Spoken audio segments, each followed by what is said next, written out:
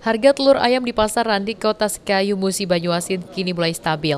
Padahal sebelumnya harga telur ayam di sejumlah pasar Musi Banyuasin sempat melambung tinggi di kisaran harga Rp28 hingga Rp30.000 per kilogram. Namun kini sudah berangsur turun di kisaran Rp22.500 per kilogramnya.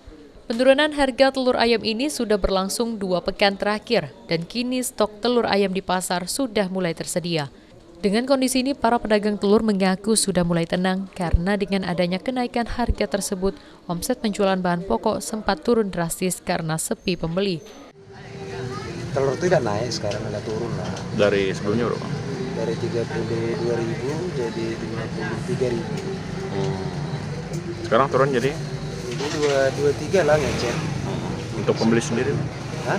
Untuk pembeli sendiri udah mulai meningkat atau? Biasa lah masih pemakaian. Kemarin itu kan agak ngerem juga mereka. Sekarang ini Agak lumayan ya. Stok gimana Bang? Aman ya? Stok aman. Stok aman. Omset naik nggak Bang? Selama? Untuk sekarang ini tidak bisa lagi.